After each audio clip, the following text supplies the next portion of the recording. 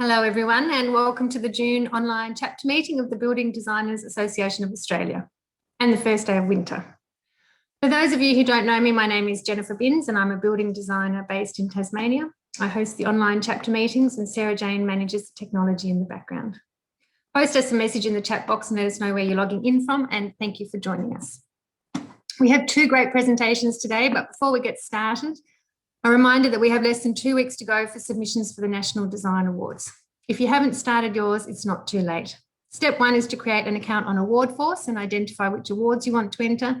And from there, it's just about collating your images and information and submitting your entry. We're really looking forward to seeing some great designs come through. Tomorrow, we also have Alex Wrench presenting a CPD session on optimising ratings for high-star rating houses. This presentation follows on from the Mullum Creek Eco Housing webinar that was presented by Paul Haar on the 20th of April. Alex will explore in depth the optimising of ratings for high-star rating houses, but the webinar will also be generally applicable for 6-star rated houses. The event is free for all BDAA and ABSA members, and we also welcome non-members to this event. Sarah Jane will post a link in the chat box now for you if you want to register. The event is worth 1 formal CPD point or 1 Category 1 CPD point, depending on whether you're a thermal performance assessor or a designer. The Mullum Creek Eco Housing webinar is also available to view in the members section of the website for those who missed it. So just a quick run through of the Zoom tools. You're welcome to ask questions throughout the meeting using the Q&A box, and our presenters will answer your questions either throughout the presentation or at the end. The Q&A feature also allows you to upvote topics. If you'd like to ask a question via audio, there's a raise your hand tool, and we just ask that you check there's no background noise that will interfere with the audio when we unmute you to ask your question. The chat box is there as a continuous message thread for comments, and Sarah Jane will use the chat box to post links. So comments in the chat box and questions in the Q&A box. It's great to see everyone posting in the chat box. Hello and welcome. First up today, we are very pleased to welcome Matthew Press, who's the Director of the Office of the Building Commissioner at the New South Wales Department of Customer Service. We'll be presenting and highlighting the changes within the industry that are currently occurring and to identify the improvements in not only the quality of building structures, but also in design documentation. Ultimately, he will provide an understanding of the direction of the construction industry and how this may affect the businesses of our diverse membership. So welcome, Matthew. Have we got you online? Hi, Jennifer. Great. I'm going to hand over to you. Okay. Just bear with me as I try and do screen share and make it all work. Sure.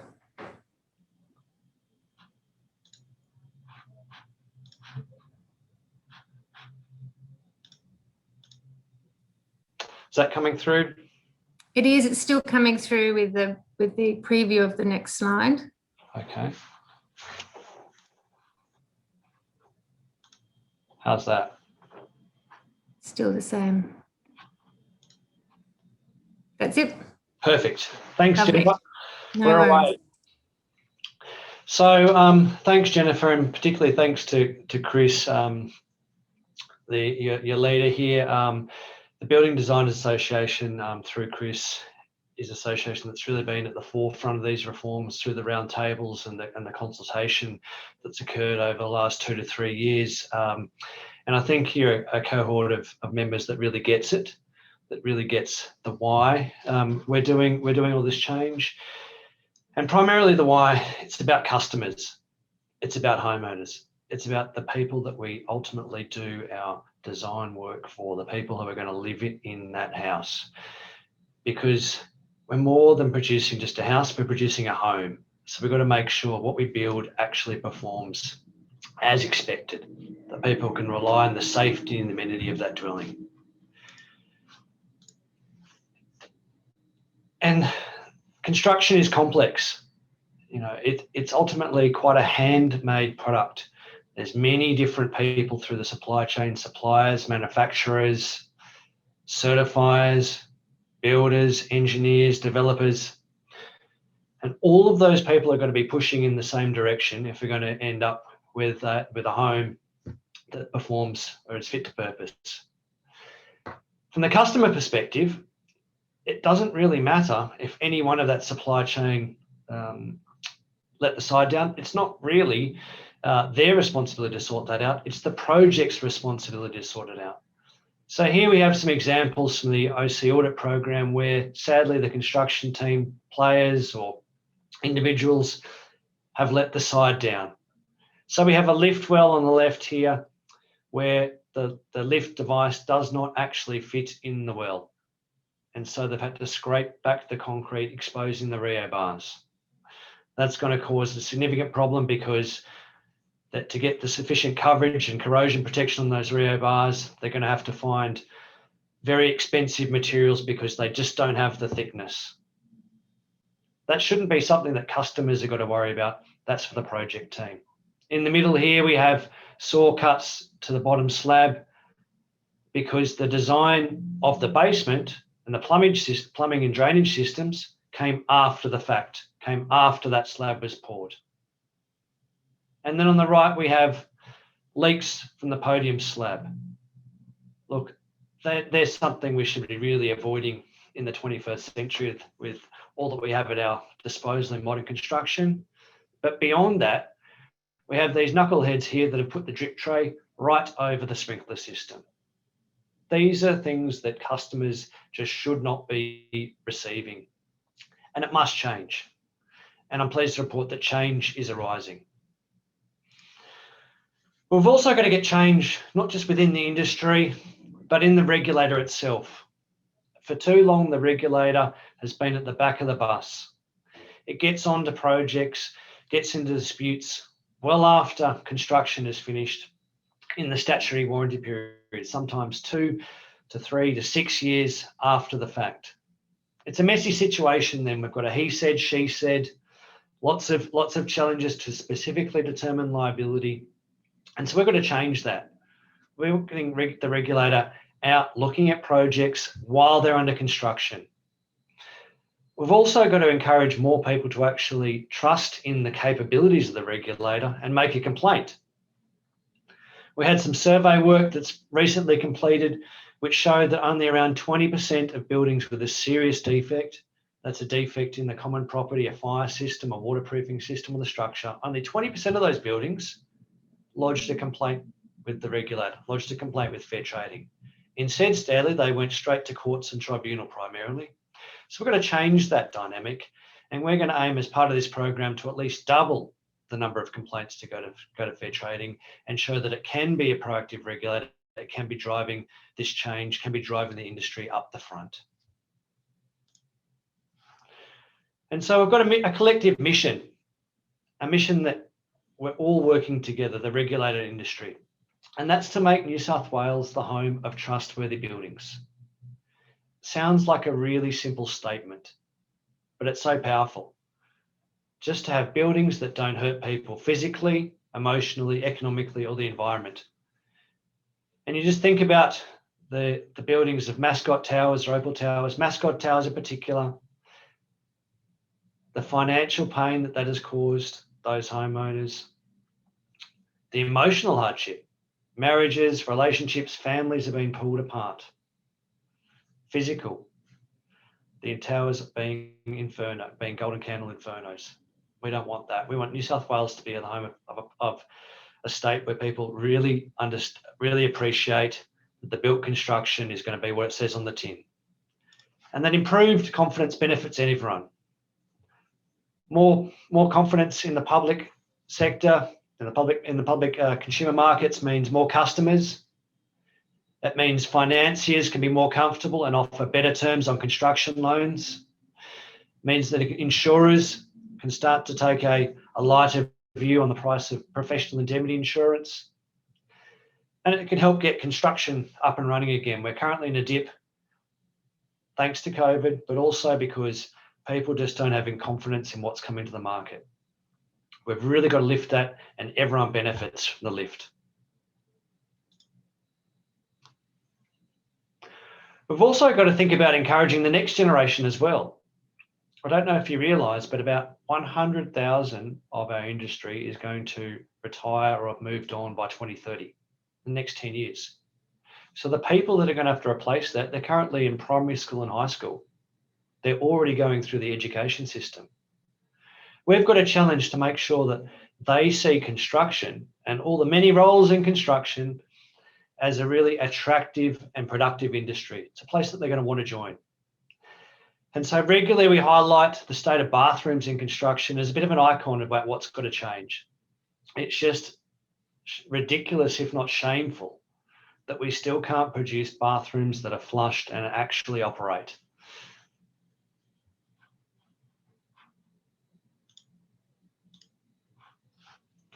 We've also got to encourage our industry to think about doing things better, not just the minimum standard. So here's a basic example for you. It's two fire hydrants.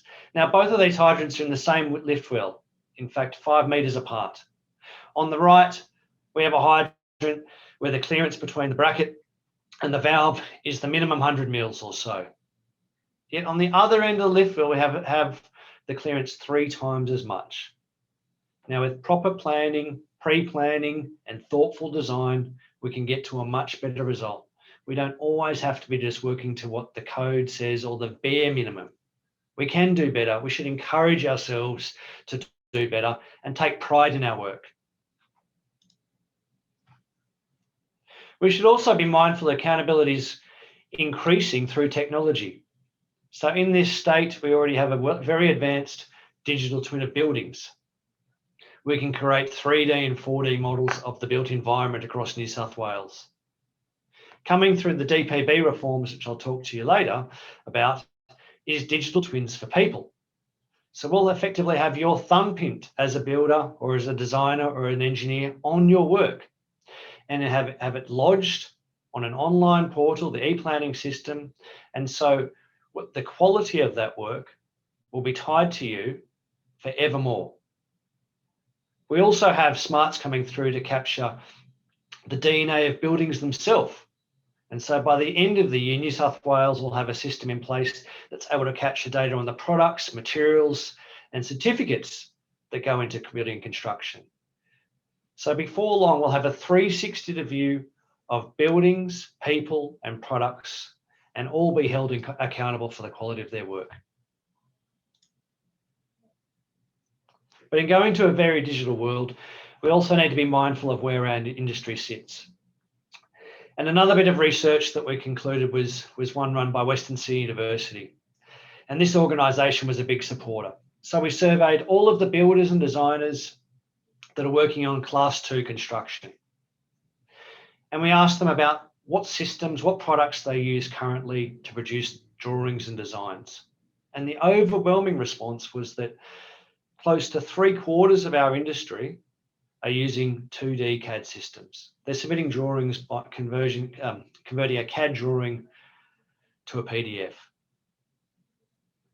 Sophisticated systems like BIM and even 3D are still a reasonably fair way off. And we've also got to be conscious that the structure of industry, it's not the Mirvacs and the multiplexes. It's small to medium business. 80% of builders and designers are less than 20 employees. They're small businesses and micro businesses. So in designing the legislative reforms that commence on the 1st of July, we've been very conscious of what the industry looks like, what's its shape, what's its structure, and what's its capabilities. And we're exceptionally conscious of the fact that we need to support the industry through ongoing professional education. Conferences and seminars like this are fantastic, but there's more we can do to lift standards. So now we have quality construction cards being issued on site. When we notice breaches or poor performance, the response, instead of a penalty notice, is to send people off to short courses on training to respond to the issue that we're found wanting. So a common issue we see is people just aren't aware of Australian standards. They're not aware that there's a standard which tells them how to do their work effectively, be that the right tile to use or anything else. We're also have built a platform to publish all of the courses that we'll produce and that industry partners will produce. There's currently 7 courses on there, and I encourage you to take a look. We're also putting out case studies, simple 1-pagers that are perfect for toolbox talks and practice notes so people can understand what we've seen out in the field, what was wrong about what we've seen out in the field, and what's the correct way. Simple, clear information to get cut through to get change. So what could be your role in reforming the industry? Well, you could bring a bag of marbles to the bathroom. Now that sounds absolutely ridiculous, but let me explain why. We want to encourage every practitioner to really take a strong interest in the quality of construction work, because it's great to have a quality design, a detailed design, but it means nothing if it doesn't result, if it doesn't land in the built form. $1 spent during construction multiplies to 10 in the remediation sense. So the more we get proactive and invested in turning the designed form into the built form, the better for everyone. The better for the builder, the better for the developer, and that's a real service being provided by the contractor. The more care and attention we place in bathrooms, for example, and ensuring there's ensuring the actual water does run off to the drain, that helps the developer and the project avoid being on the next RAB order, the next prohibition order published by the Building Commissioner's Office. The greater care and attention to detail starts de-risking projects, reduces the likelihood of a professional indemnity or another claim. Insurers and financiers start to take notice. Financiers in particular are really starting to pay much closer attention to the type of people that are working on projects. For example, they are now specifically looking through the certified discipline record, the public register that's published, and avoiding those certifiers with a poor disciplinary history. And lastly, the better construction outcomes, people start to vote with their feet. That attracts customers, it attracts buyers. So don't be afraid to take an interest in how your design work flows through the built form, and think about bring a bag of marbles. Now, all of what we've seen in the OC audits, we've audited around 50 projects across New South Wales now. It's really pointing to why we need these reforms. There's poor attention to detail. People have not gone to the trouble of reviewing compliance certificates, not gone to the trouble of seeing whether there is a compliance certificate and when was it last issued. On one project, the compliance certificate was issued by the CSRO. The builder thought that was fantastic. When they took another look, it was last issued by the CSRO in 1980. Far less good. Simple things, checks and balances. A lack of responsibility for the whole structure. Lots of designers, lots of consultants all busily doing work on the project, but no one taking responsibility for making the system work as a whole. So there's a lack of coordination between all of those design professionals. And then lastly, design shortcuts. So retrofitting after the fact, using performance solutions as the get out clause to manage non-compliance and defects. So that all changes. We've got 1st of July, 30 days to go before the Design and Building Practitioner Act starts. And so what it's about making sure projects get set before they go. It's about design, then construction. Here's an example which went before it got set. The downpipes a complete afterthought, and not just an ugly result, ultimately a non-compliant one. And that's the type of projects that will be spending 10 times as much now after the fact to get that resolved. So the DPB seeks to change that by forcing coordinated, thoughtful, quality design construction before people press the green button and race into the built form. It puts a new flow and process into construction. It still allows for variations, it still allows for partial designs before work is done.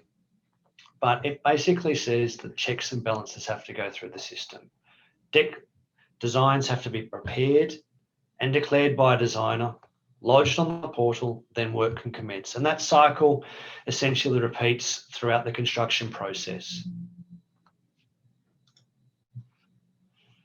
It also introduces registration schemes. We have registration schemes for engineers that are doing Class 2 building work, and registration schemes for builders and designers involved in Class 2 work as well. There's also a set of additional obligations on builders and designers in particular. Like I mentioned, they'll have to have a complete set of designs. The issue for construction set or IFC set is now a concept required by regulation. There'll have to be a final set of as-built designs or as-built drawings signed off by the builder bookending the process saying, I have constructed in accordance with what I've been provided with.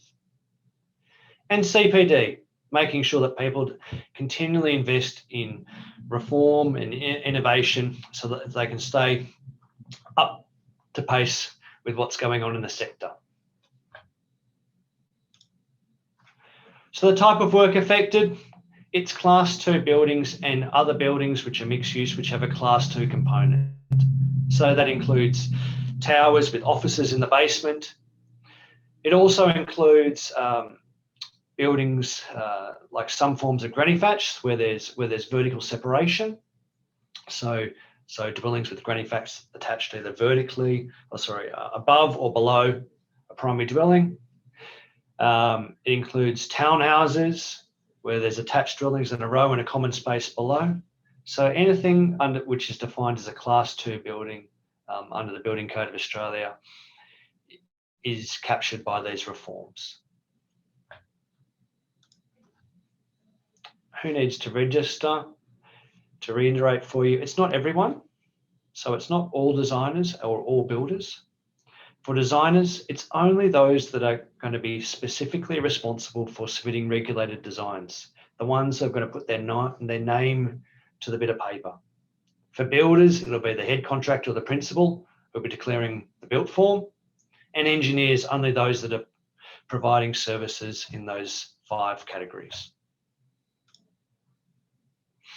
So going back to builders, to give you a bit of clarity there, it's the principal contractor that is required to register.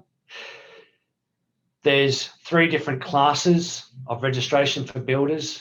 There's builders as an individual, there's builders as a body corporate, so a business type license, and builders as the body corporate nominee, who is the person who's going to be taking responsibility for lodging on behalf of that business. For designers, it's much more complex. There's a whole range of different design categories. And here we're trying to make sure that we match up skills, qualification, and experience to the work that people do. So government has decided here is the set of design practitioners that are needed to produce quality designs around the key building elements: water, fire systems, structure, key services like lifts. All of those things, all of those specialist designs are now to be produced by appropriately qualified people. And today I'm not going to go into the detail of the different skills and experience that each one of those requires, but you'll have to look up that for yourself either in the regulations or on the Fair Trading website, which are provided links to through this presentation. So it's a relatively simple process. Regulated designs are prepared.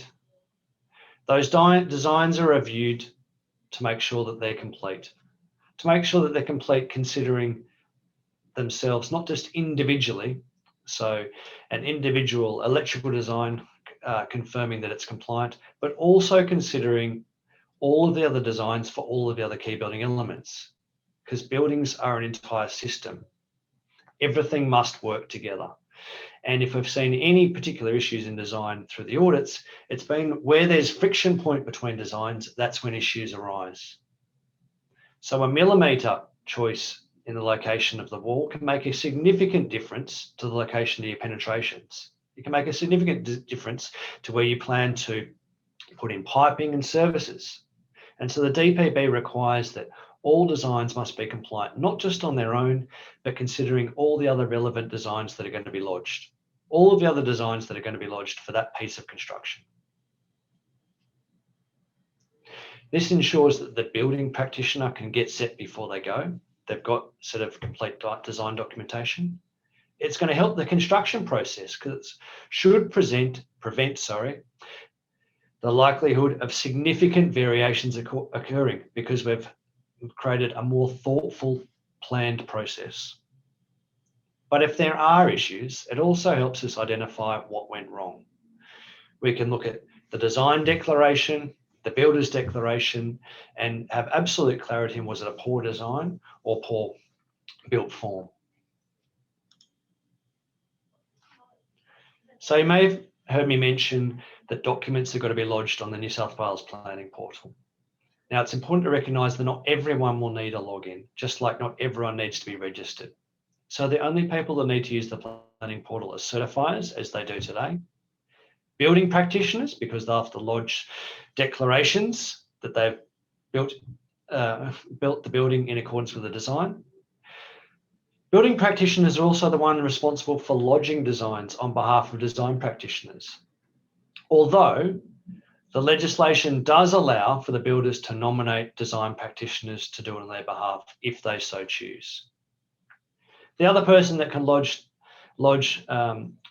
declarations to design is the principal design practitioner, a voluntary role that's meant to be allow for someone to be acted as a coordination authority. And of course, developers and applicants to continue to use e-planning as they would today. Now, variations is a really critical piece because too often we see variations or performance solutions used to get around non-compliant work. So under the DPB, that changes. If a variation is related to a key building element or a performance solution, a very strict and rigorous approach applies.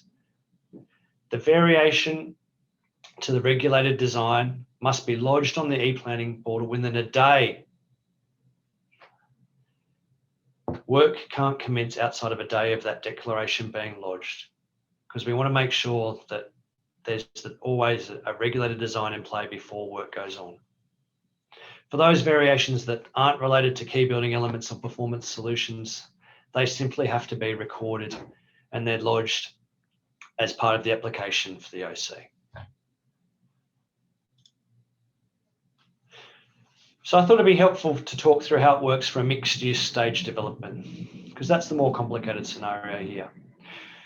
So in this example, we have a residential tower in the middle, a retail block on the left, an office block on the right, and a basement that's common to all those facilities. So under the Design and Building Practitioners Act, the set of regulated designs that needs to be lodged is just the set that is required to do the work under each construction certificate. So in this example, we have 4 construction certificates, one for the basement, one for the residential tower, one for the office block, and one for the retail block. So the first set of regulated designs that needs to be lodged is just for the work related to the basement. The next set of documents that needs to be lodged is for CC2, the residential tower. The designs related to the basement don't need to be relodged. They can sit there in the system. But if there's been a change in the design philosophy for that tower, so for example, the loads expected in the tower or the makeup of those loads is different to what was originally envisaged when CC1 and that work was undertaken, then a variation process would apply. And then subsequent, we have CC3, the office tower. Again, no need for further resubmitting the designs related to the basement. They stay as long as there's no variations required by that further work. Now, there's also going to be design guidelines, and they're going to be released very shortly, later this week, in fact. And they'll detail what designs have to look like. They'll detail that there has to be a standard title block on every regulated design. A standard title block so that we as the regulator can use digital technology to be able to review and confirm the many hundreds of designs that are going to be lodged. So we'll automatically be able to use computer systems to scan each design, identify what building element relates to, what version it relates to, who was the designer of record, who was the project. All of that information can be recorded digitally. So we'll have a bit of real estate in designs going forward, which is just for us. We'll also have requirements around the type of detail that designs have got to include and scale as well.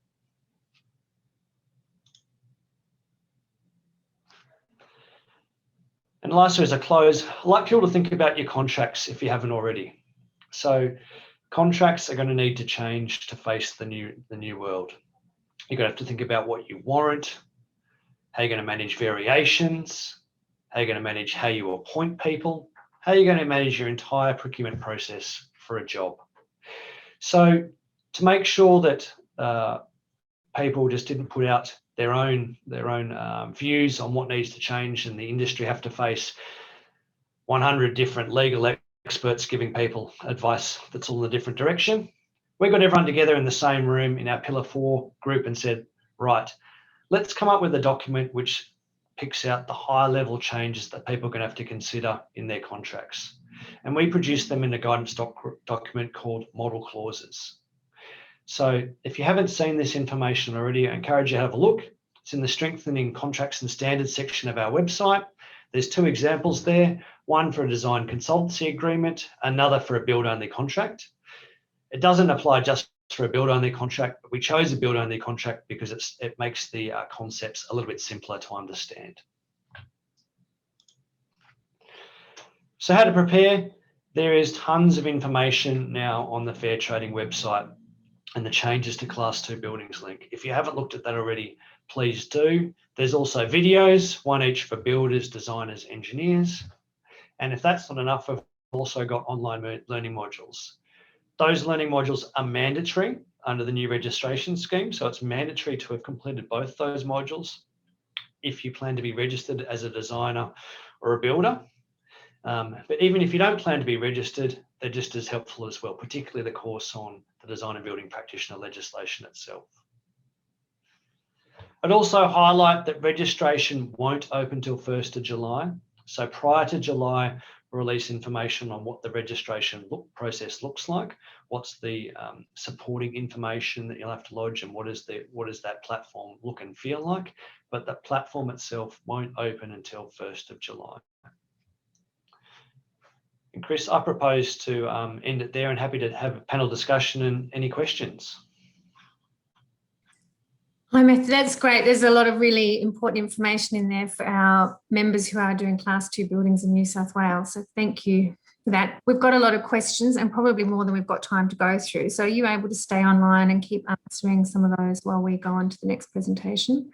Sure. I'll read out a couple that we've got here. So in relation to design documentation, can you reference some of the common issues that you see being regularly made? Yeah, it's I'd say it's a lack of detail in designs, and it's, at some points that's because the design has been put under pressure from their client, the builder or developer, to just produce a minimum standard. But other times it's just been poor quality design work, so an issue for construction set that really doesn't have sufficient detail to work from. So in a bathroom setting, doesn't show the water stops, for example, doesn't show falls, doesn't have specifications, doesn't highlight the type of products that a designer expected the builder to use. And then beyond that, it's when the designs don't work as a set, so the bathroom design doesn't fit within the structural design because those two designers haven't actually talked to each other. Okay, what happens if a builder changes our designs? Are we to be notified, and who approves the changes? Yeah, so that would be under the variation process. So if there's a variation to a key building element or there's a performance solution involved, it has to be declared and work has to stop while that process is undertaken. So it'll be up to the builder to notify designers? Up to the builder, but also I expect the certifier to be keeping an eye on that as well and making sure that that's the process that the builder does follow. Certifiers becoming more and more proactive on site. They've been a focus of regulatory intention, particularly through audits. So yes, it's the builder's responsibility, but expect the certifier to be keeping an eye on that as well. And if things fall through the gaps, it'll be a significant problem from a compliance perspective if the building commissioner's team got on there and found out there was a gap. Okay, what about buildings that are currently at DA stage with council and not yet approved? Do these projects become part of the new regulations on the 1st of July? Yeah, so there's a set of sort of transitional requirements that determine whether a building is in or out. The two things to consider really are whether it's got the date in which it got its construction certificate or compliant development certificate, and if building work has started. So if projects have already got a CC and building work has commenced before the 1st of July, those projects only need to have a builder's declaration at the end. The builder has to sign off that they're built in accordance with the designs that they've been provided, which is the standard requirements. Okay. For projects that have a CC, sorry, there's 4. Yeah. For projects that have a CC but haven't started building work yet from the 1st of July, all of the requirements of the scheme are in force. So they'll have to have a set of regulated designs. For projects where building work has started, but there's multiple CCs, so a staged development, the CCs that are yet to come will have to follow the new process. So you could have a building that it completes doing the basement, from June, July through to August, let's say. The next stage is the ground floor. For the ground floor, there'll have to be a set of regulated designs in play before construction can start. Okay. Thank you.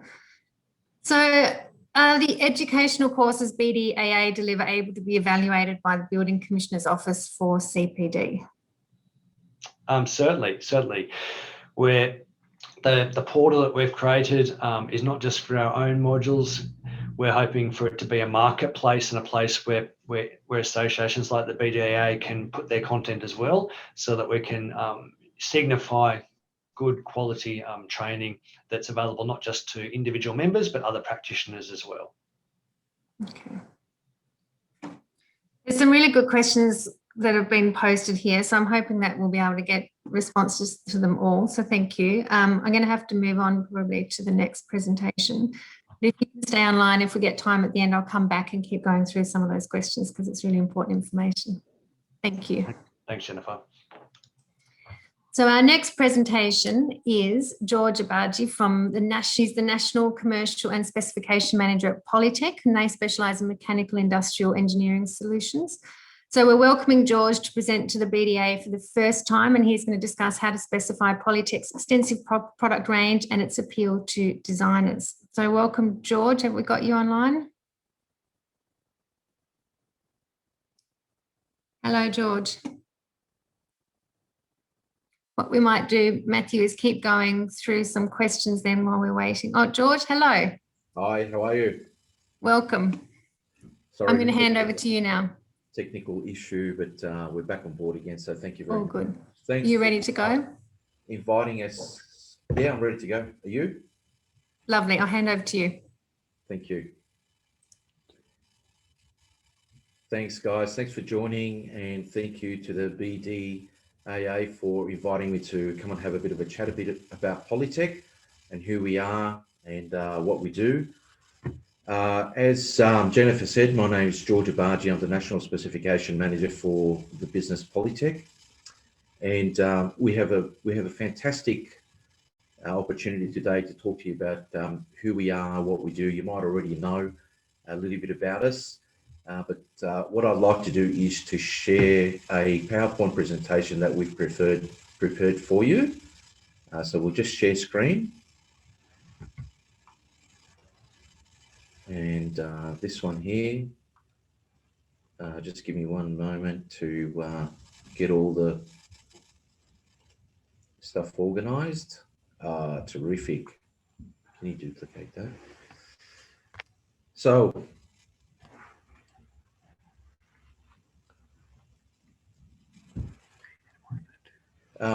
what I'll be doing today is talking a little bit about the background of Polytech, take you through the website and have a look at making the right selection, and a little bit about the helpful resources that are available on the Polytech website.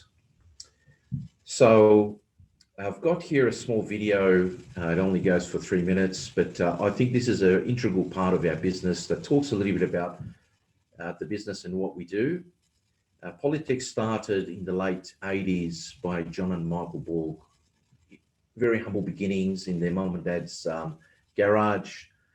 Today, we employ over 2,000 people.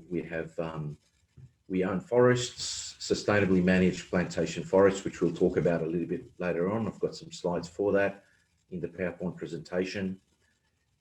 We also have MDF plants and particle board plants. And one of the biggest things is environmental friendly production, not just for our environment, but also from an OH&S perspective for our staff.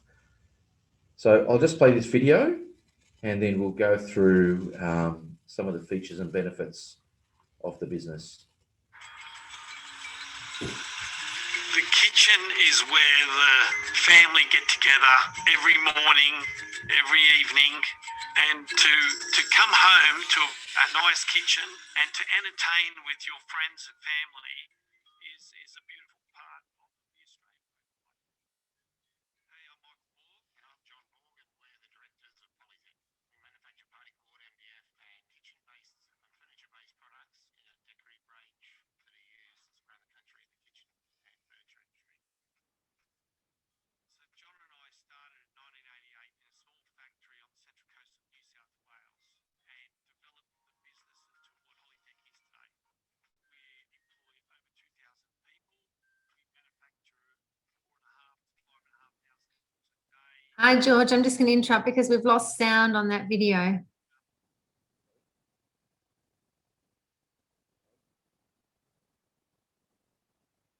George, can you hear me?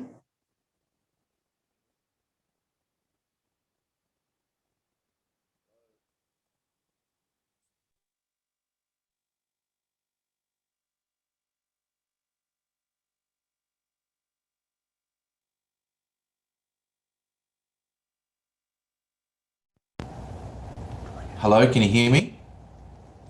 Hi, George. I can hear you now. We've lost sound on that video. So do you want to just replay that? We lost it fairly early on. Okay, no problem. I'll just replay it from about here. Okay. Thank you. No worries. Of the Australian way of life. Hey, I'm Michael Borg. And I'm John Borg, and we're the directors of Polytech. We manufacture particle board, MDF, and kitchen-based and furniture-based products in a decorative range that are used around the country in the kitchen and furniture industry. So John and I started in 1988 in a small factory on the central coast of New South Wales and developed the business into what Polytech is today. We employ over 2,000 people. We manufacture 4,500 to 5,500 doors a day. We press over 15,000 sheets of board a day. Marrying up the look and feel with the product is very important to us. So having our own design team and having Mary Lou being a part of it, getting feedback from designers and architects, we can come up with the right colours and prints to service the industry. Because we manufacture in multiple sites in Australia, it makes it easier to distribute product around the country.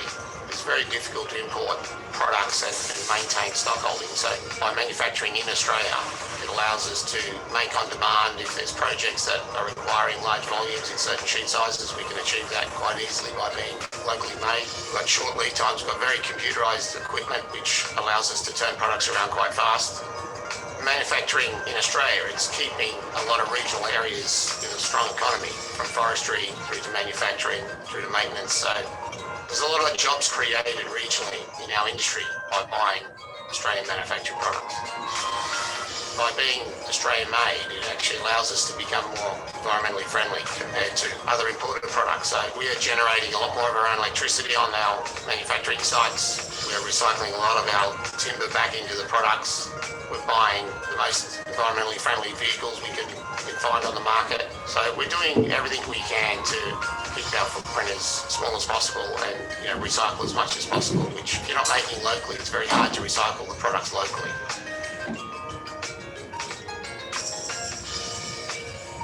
Being Australian made is giving the consumer the comfort that our products are well made, that come from nothing to where we are today, and to have that Australian-made symbol on our brochures or on our trucks is very important. The product is used widely around the country, and I think it's very good for our staff to see that they're part of a good company that makes quality products. And when they see it in a shopping centre or they see it at their friends' houses, I think it comes with a bit of pride about being Australian made.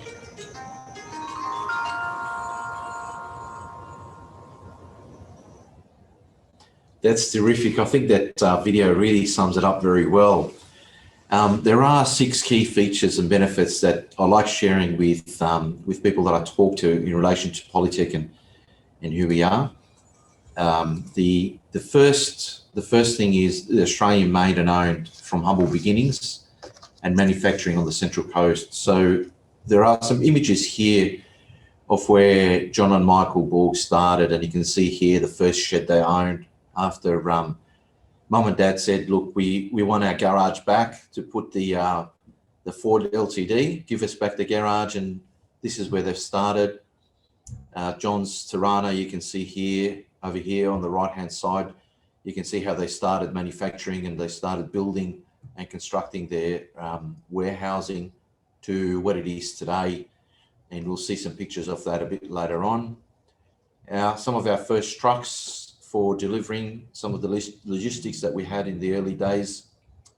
The name Polytech had H, and it was Polytech doors because we started manufacturing thermo-laminated doors. We make anything between 4,500 to 5,500 thermo-laminated doors per day, and we have a nice long 10-year warranty with it. And then from there, we went into making laminate and laminating the board to where we are today.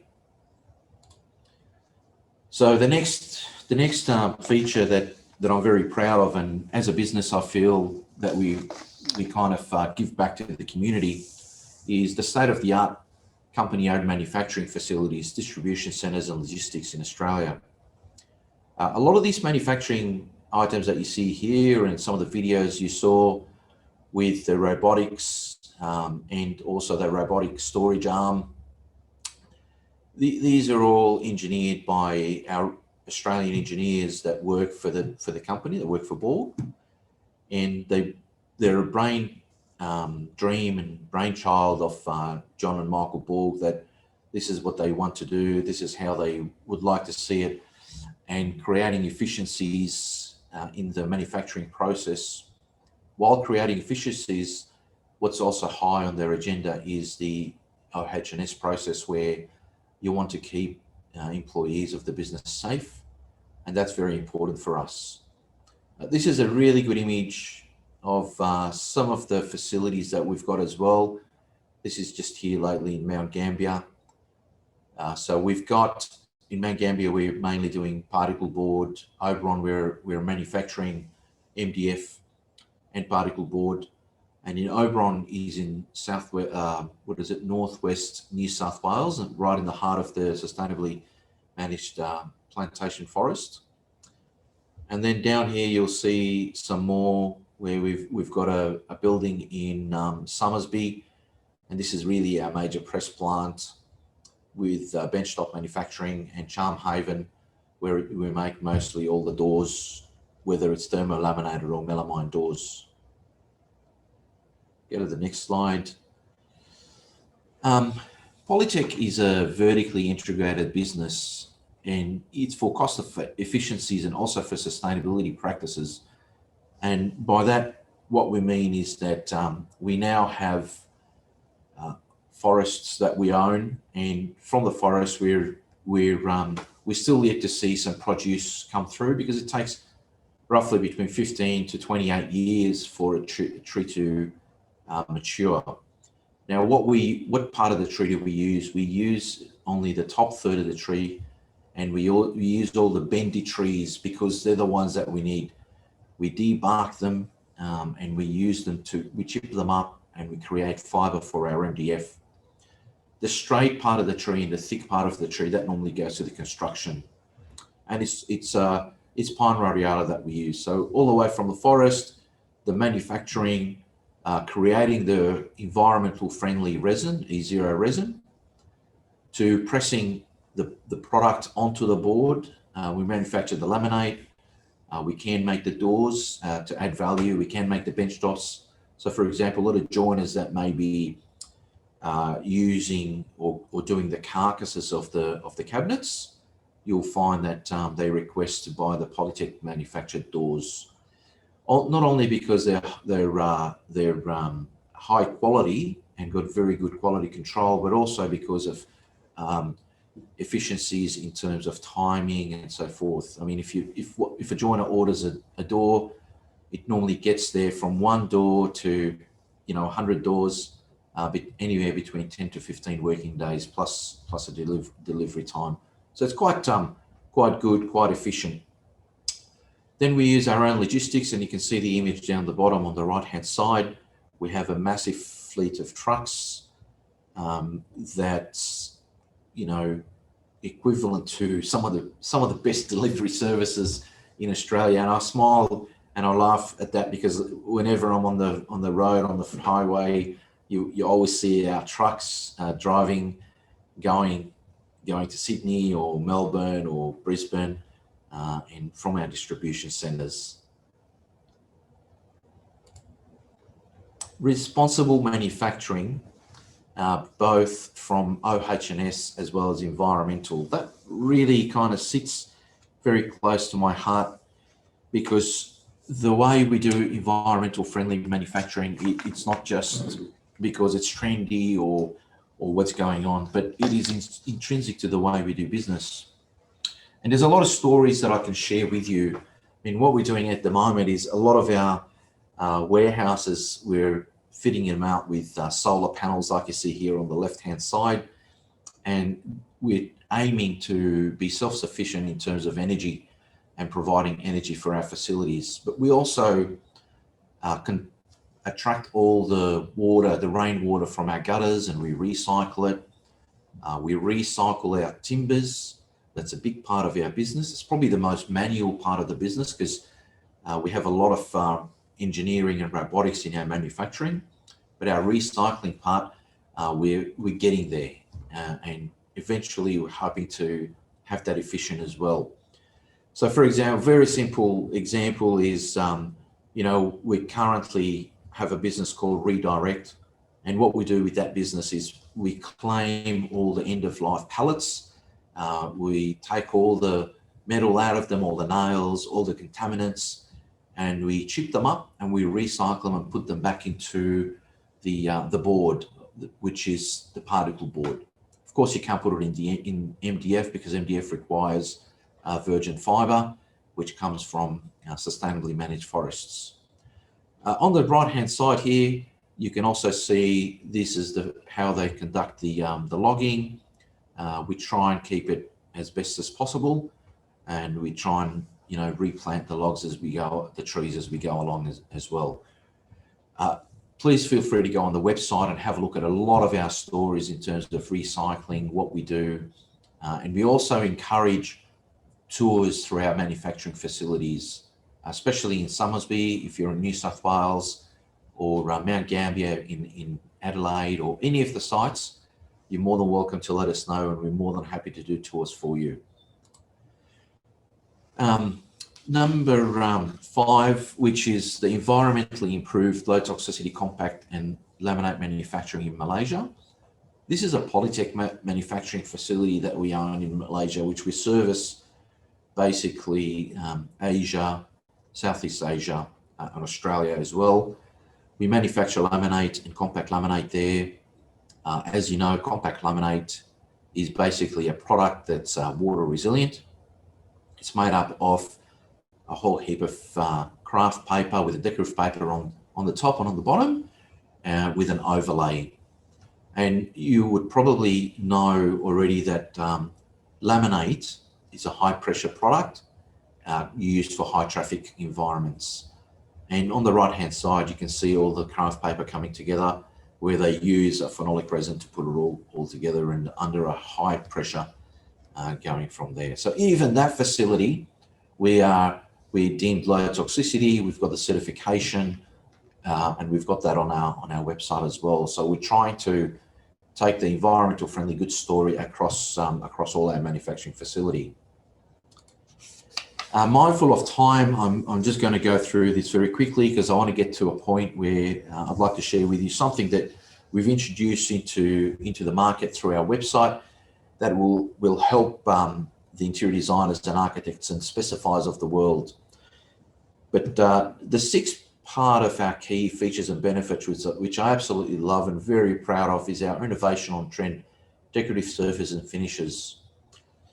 So that's a little bit of a tongue twister, and you might say, what's all that about, George? So many years ago, when the business started, we used to sit around the boardroom table arguing, as all good businesses do, about what's going to work best in the marketplace in terms of color and finish.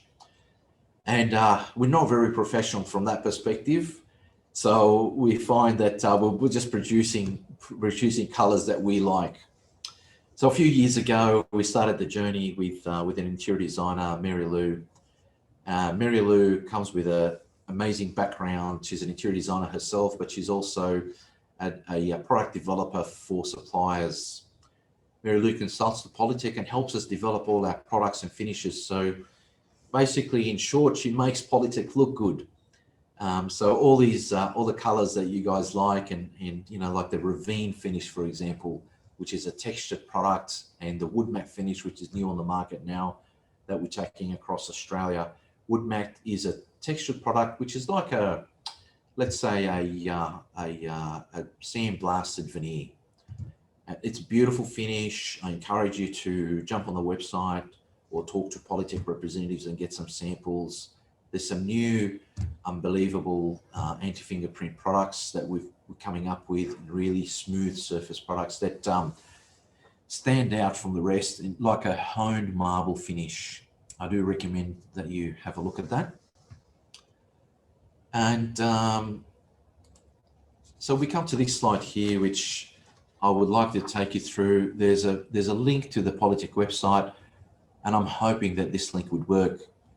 So this link is designed for specifiers that allows you to jump on the website, select all the different products and download the schedule, and it gets downloaded in a spreadsheet format. It's loading a bit, it's taking a little bit of time. When we were testing it earlier, it worked really well, but now that we're live, there has to be something with it, right? Oh, beautiful, here we go.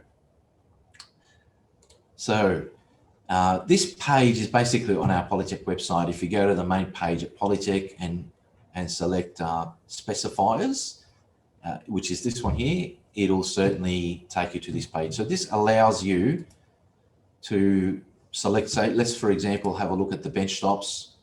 You select the color of the bench top. Let's say wood matte, Angora. It asks you which finish would you like. It's only available in wood matte. So if we just go back again to here. Sorry, George. Sorry to interrupt. Yep. Your screen is not changing. My screen's not changing? No. Can you share your other screen? I think I've only got the one screen up, but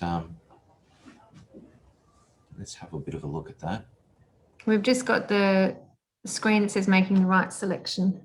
Oh, have you? Yes. Okay. Let me just see what we can do.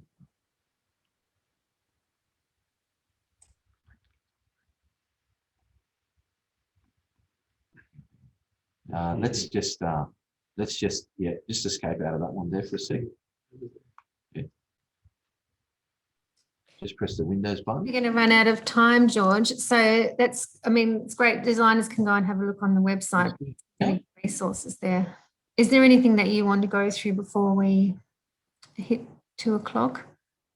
No, that's basically it. I was just going to take you through some of the Polytech website and some of the things that are available with Polytech. Basically, this specifiers page will give you an opportunity to go through, select the colors that you like for bench tops. If you're designing kitchens, select the colors you like for the doors and joinery.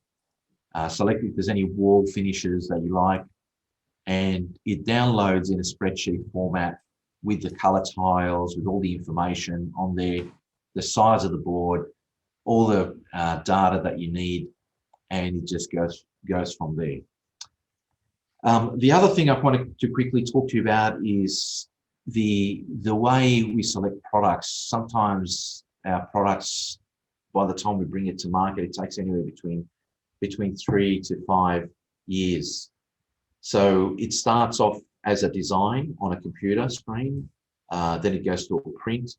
Then we have to treat the paper with a resin. So you would have heard the term melamine. The term melamine basically refers to the surface of the product, not the actual substrate. The substrate could be particle board or MDF. And then that gets pressed onto the board. And sometimes you have to go back because the color might change a bit or the texture might change a bit. But yeah, it takes anywhere between 3 to 5 kind of years for us to bring the product to market. And generally speaking, we also select products according to the trends that are out in the market. And that's mainly really Mary Lou's domain. And it'd be really lovely if there's an opportunity to also chat to Mary Lou at some point to talk about trends and what have you. But that's about it from me. And thank you very much for inviting me to come along and talk a little bit about Polytech. I really appreciate that. Did you have any questions you wanted to ask me or go through? I think of what I might do, I'm going to have to wrap up the formal part of the meeting for people that have to go. Well, if you're able to stay online, if people have got questions, they can post them in the Q&A box if you're able to stay and just answer any questions. Yeah, sure, no problem. Yeah, so, I mean, thank you very much for presenting that. That's great. Thank you. That you recycle pallets from building sites and don't charge builders. That's fantastic. So that's going to wrap up the formal part of our meeting. If you've there's a QR code on the screen for CPD point. If you're not a member, you'll receive a certificate. So a big thank you to George and Matthew for joining us and for those that have contributed questions. The next online meeting will be Tuesday, the 6th of July at 1 p.m. So keep an eye out for the registration email and we will see you in July. Okay, bye for now.